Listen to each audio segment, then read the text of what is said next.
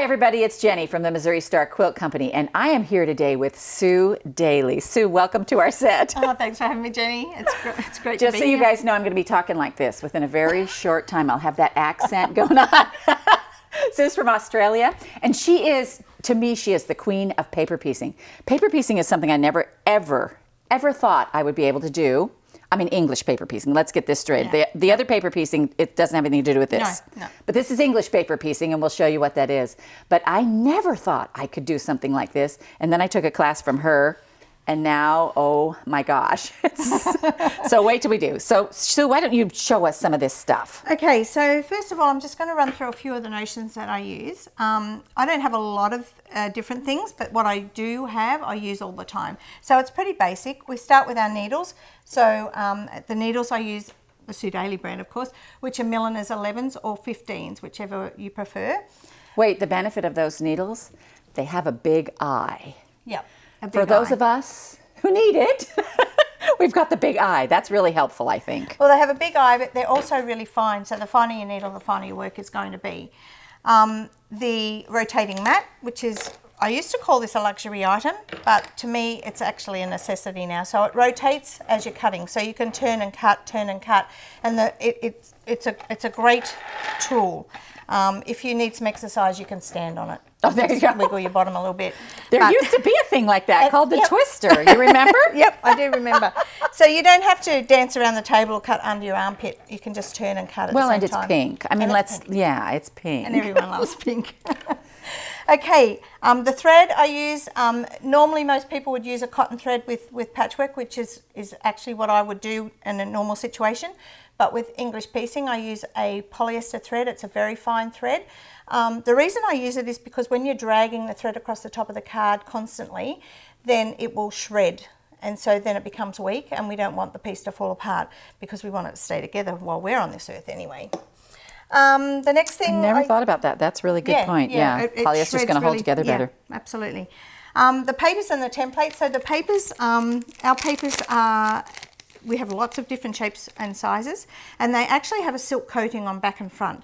So the reason for that is because when I introduced the glue pen technique to the market, then it was easier to peel the fabric away from the paper, and I'll show you how that works a little later.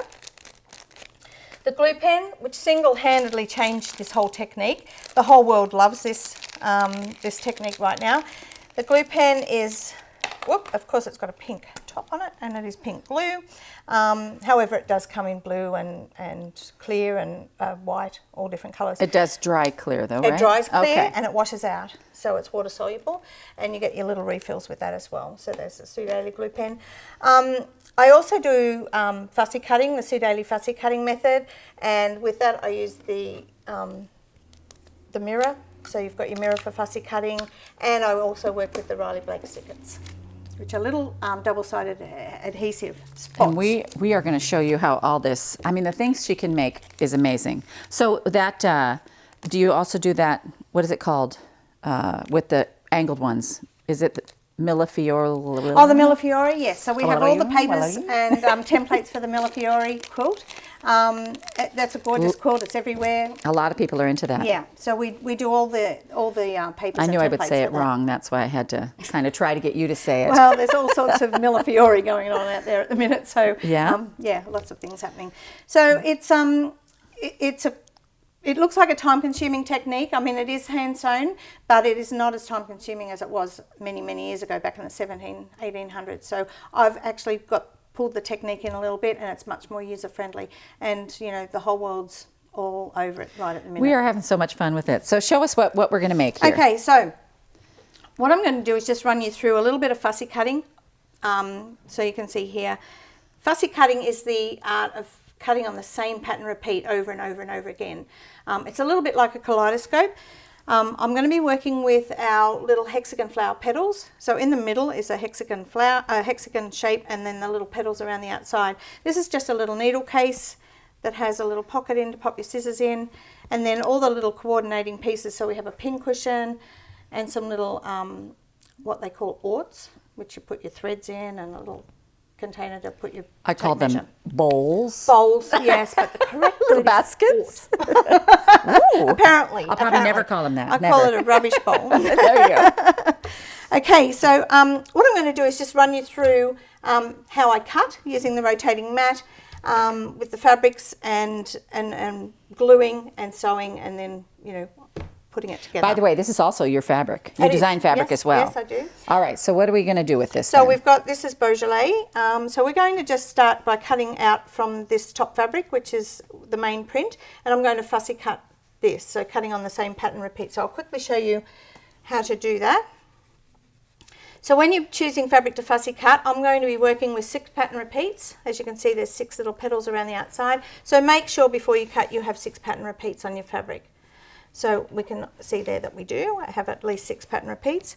We're going to take our little mirror here. This mirror thing was fascinating to me because all of a sudden you can see it, Yes. which So for me is huge, that being able to see it. this is our acrylic template. So you can see it has a 1/4 inch seam allowance around the outside. So that's for cutting our fabric. I'm going to pop it inside the mirror here, and I'm not sure that you're going to get a great view of that, but if you pop it in there and you can see inside the mirror, you can have a look in there and you can see the 6 pattern repeats. Can you see it? Here we go. So if I was to move it around a little bit, you can see that doesn't matter where you put it on the fabric, you will get a pattern repeat happening. I hope you guys can see this because it's really, really cool to see in the mirror what's going to happen. And you can see ahead of time exactly what your pattern's going to look like. So it's, yeah, you can see exactly what you get. So what I'm going to do is I'm going to find where I want to put that, where I want to place it and where I want to cut it, and then I'm going to stick a sticky dot onto the back of my thing. So I'm just going to turn this around so I can work out where this is going to go. I've got our sticky dots ready. You have? Cool. Okay, let's take... I don't know how to... open Oh, there we it go. up like that. Take Oh, that that's little smart. spot out of there. So these are double-sided sticky dots, and just pop it onto your template. If it's a small template, you only need the one. If it's a big template, you'd probably put a couple on. And I'm just putting it back inside the mirror, so I'm turning it like that. I've put the sticky dot on there. I'm just going to press It actually down. holds to the fabric. I can take my mirror away, and so it's stuck onto our fabric now. I just take a little rotary cutter, and now I'm happy with this is the 28mm or 45, it doesn't matter which one. So whatever one you've got in your kit is fine. And we're just going to cut, and as you can see, I can just turn the board as I need to cut around the corners.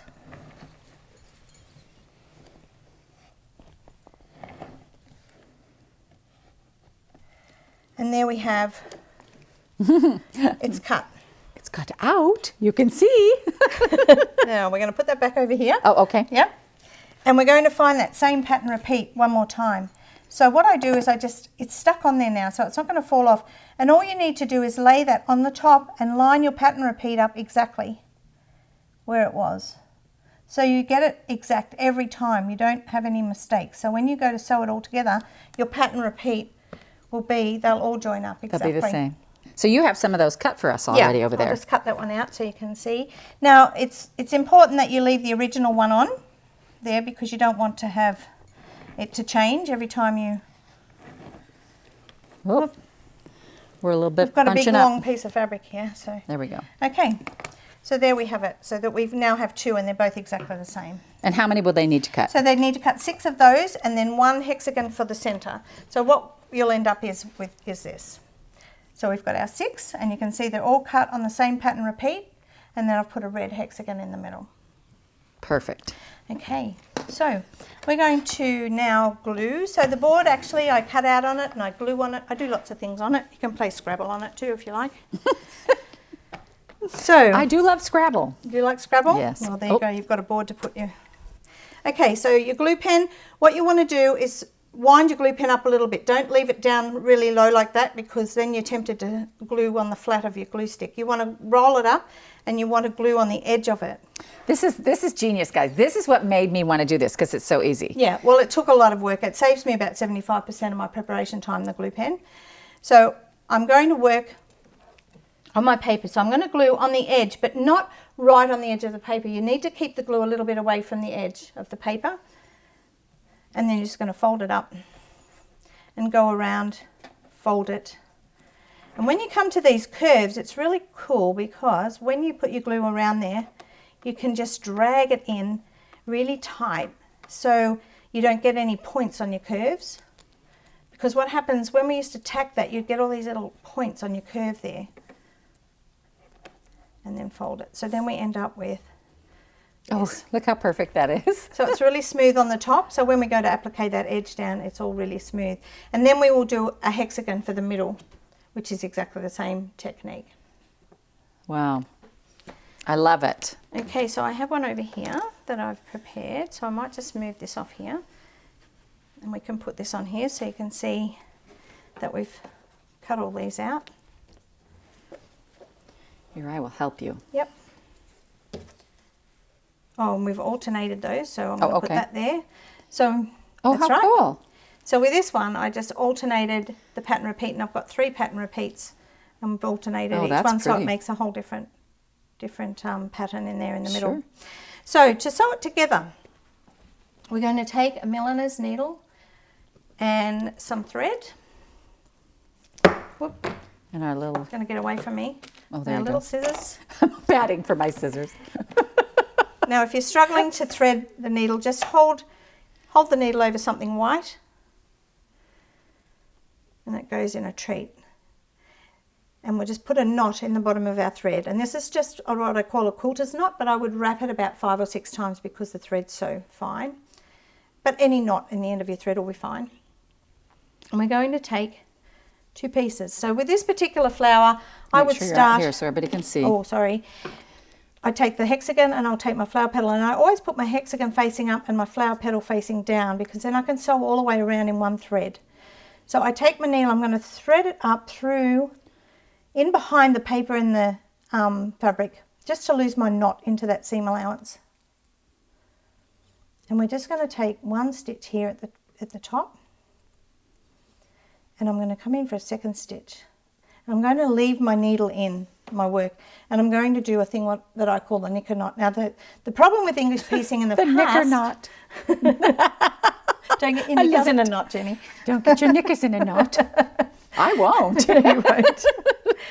The problem in the past was people never start and finish their work properly, so it's so it will come apart at the beginning and the end. So a knicker knot is what, I don't think it's really called a knicker knot. I call it that just because it's a bit of fun. So take the thread at the front and wrap it under your needle to the left. The 2 threads at the back will come around and go under your needle to the right and pull it, and you'll have a little knot, a little figure 8 knot in your thread, and then you know you've done it. If you don't have a knot in your thread, then it means you've wrapped it in the same direction. And we're just going to travel across this piece, taking a small bite of fabric on both sides. So you want to pick up about 2 threads on the back and 2 threads on the front, and that way your thread will get lost into your fabric. If you only pick up 1 thread either side, then you'll see your stitches on the right side of your work. Now, meaning picking up a thread, by that you mean the bit of fabric? Yeah. Okay. So we need to pick up 2 threads of fabric each side. Okay. And I'm just going to do a tiny little bit of that. Which means you're not doing it right along the edge, but just a hair in. Yep. Okay. But when I sew it round and I go to cut my thread, I do a knicker knot before I cut it, because then it won't come undone. You don't want to just finish with 2 stitches. So you travel all the way around there. So then we end up with our little piece here. So here's the one I prepared earlier. And it actually looks like one piece from up there, but you can see on the back that it's got all its little sewn pieces together. And I'm going to look at her stitches here, which I cannot even see. Pretty amazing. It's so cool. It was just so fun to do that. Okay, so what I would do then is I would then be going, I'll applique this onto a background fabric. So what I would do is take these papers out from behind. So one of the questions people say, how do I get the paper out? Well, I say rip it like a Band-Aid. Just pull it out like this. So it's not really actually sewn in too much. No, it's not sewn in at all. You know, because you might capture the edges a little bit. I'll put but that in there. all that even does is really kind of perforate it so that it comes. So your edges, you'll see it's been chewed a little bit along the edge. So these ones that are still like whole like this, can you use these again? You can, yeah. Awesome. About 3 times is about the limit. And it depends what shape you're working with as well. I mean, if we're working with a different shape like clamshells and apple cores, we can use them a whole lot more. But these ones, about 3 times. A lot of people don't though. They just like to use them once because they get a bit soft after a while. So once we've taken all that out, we would then use some applique glue and we would glue base that onto our piece here. Okay. And then I would normally just press it so it sticks straight away because I don't have time to wait for anything. So I normally, the glue will dry on its own, but I would normally just glue it on there and press it and it sticks straight away because I'm ready to sew it again. And so we would applique those edges all the way around and then like this. So this one I've prepared. So I've appliqued all those edges around using the same needle, and I've actually used the same thread as well. And so you can't see the stitches around the outside either. Perfect. Then we're just going to take our little, we're going to do a quilt as you go hexagon right now. So I've used a Pellon product here called Peltex. And it's a 772F, I think it's called. It's double-sided fusible. So all we can do is pop that on the top. And then we have a bigger one, which I've cut out here using some templates here. So we've cut these out the same, and I cut a bigger one for the back. Okay. So then what we do is we pop one on the top of each other like this. So you've got your Peltex, then we've got our fabric with our little applique on the top.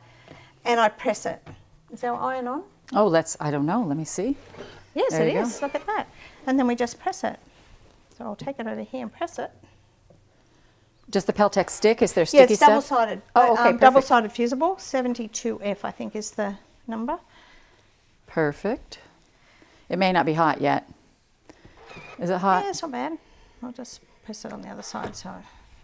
Now, do you by any chance sell kits of these things? Patterns, yes. Not the pattern, but with all the stuff in? With all so the patterns come with the papers and the templates. Oh, okay. Yes. So all of my patterns, they come with papers or with papers and templates. So the smaller patterns come with just the papers, but my big patterns, my big quilt patterns will come with papers and templates. So they all come. So you don't have to run around looking for those bits and pieces when you know, after you've bought the pattern, you don't have to go looking for them. It's all there. Okay, so now we have, this is all stuck together. And when we do this, all we're going to do is fold one edge over and press it, fold the other edge over and press it, and then move it around, fold one edge over, press it, fold one edge over, press it. And once you've pressed it all the way around, then we're just going to do a little applique stitch around the outside edge. So we have, looks like this. Perfect. Oh, here's one with a flower on it, right around the edge. And you'll see that your corners here will miter, and they'll miter automatically. You don't have to make them do that. They'll just do that. Yeah, that happens just by the folding and the pressing. Because of the shape of the hexagon. Yeah. That's awesome. And so with these, you can make anything with these. So in this little pattern, you've got your little needle case, and you've got a little mug rug here, your pin cushion, your little container to hold your tape measure, another one for threads or buttons or whatever. So it's a really good technique. Quilt as you go hexagon is something I did many, many, many years ago. It's coming a little bit back into vogue right now. But it's an easy thing because you can finish things off immediately. You can make quilts with quilt as you go hexagons as well, and it's all done, all in one go. So I hope you enjoyed this. I love doing it. It's just one of those things that I never thought I could do, and now I can do it. So we're so glad you came, Sue. Thanks, Jenny. Thanks for coming. This is one girl and a glue pen that's changing the world. So try English paper piecing. Just give it a try. And we hope you enjoyed this tutorial from the Missouri Star Quilt Company. Hello everybody, one more thing. All these products are available in the description below. Just check it out, would you?